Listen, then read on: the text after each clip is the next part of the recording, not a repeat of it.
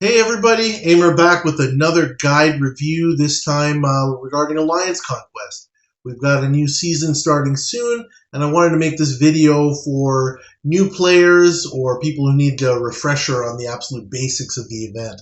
So before the match begins, the most important thing is to get organized.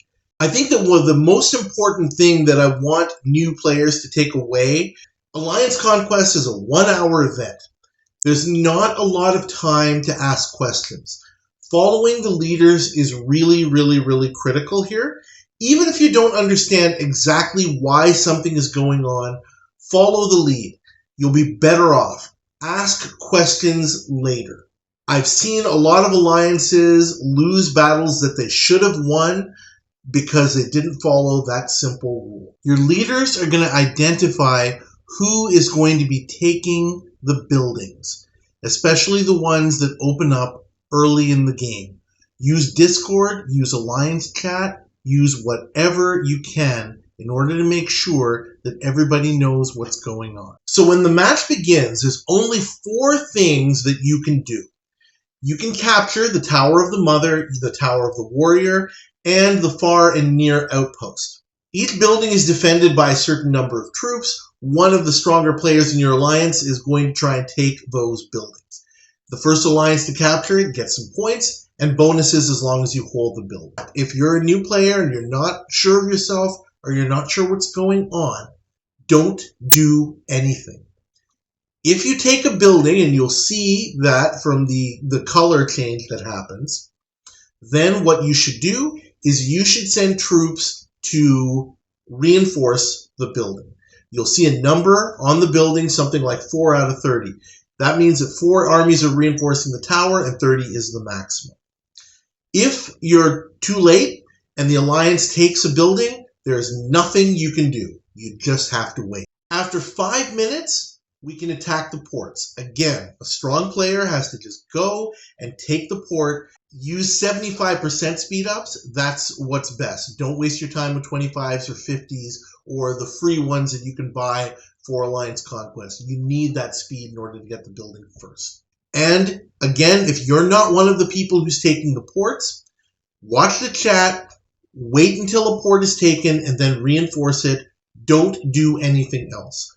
The ports give you a lot more points than the other buildings, so getting control of the ports is really important. Then after 10 more minutes, you can attack Casterly Rock. That's the most important building. It gives you the most points of all. And you absolutely must fill it with reinforcements if you have it. After Casterly and the strongholds are taken, there is a long period of what I call the mid-game. If you're ahead, you should reinforce every building with as much as you can.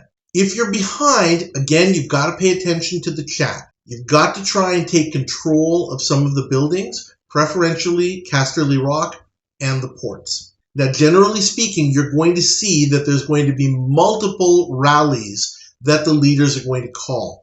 The reason is, if you just send one rally, the enemy is going to send reinforcements. If rallies hit within a short time, right after the other, it doesn't give the enemy time to reinforce. So what should you do? Join the rallies when they arrive.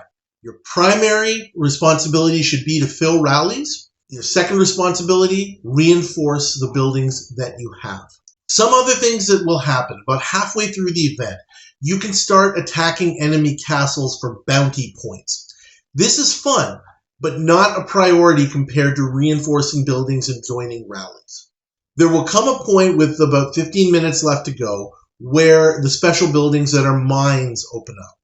These have limited points that expire quickly. You must fill them pronto with your armies, and as many players as possible need to go in there. Don't lose track of following the leaders. It doesn't matter how strong a player you are, how much power you have, how clever you are. This is a team event, and I've seen many of them lost because teammates didn't work together. Here are some things that you desperately need to avoid during the Alliance Conquest event. Do not ignore what is going on in Alliance chat or ask lengthy questions. Don't go off on your own and don't go into business for yourself.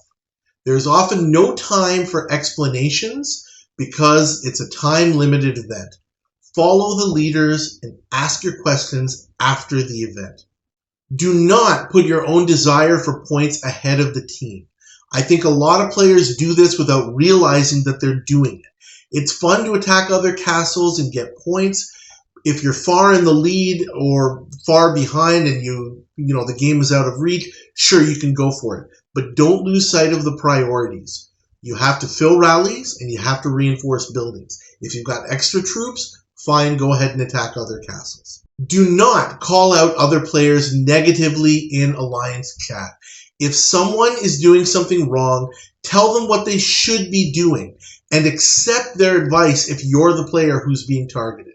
Example, Amerali222, call troops back and join the rally for Casterly. We need every available player. Do not continue to reinforce a minor building such as a tower or stronghold when you see that there are multiple rallies going on and your alliance is behind.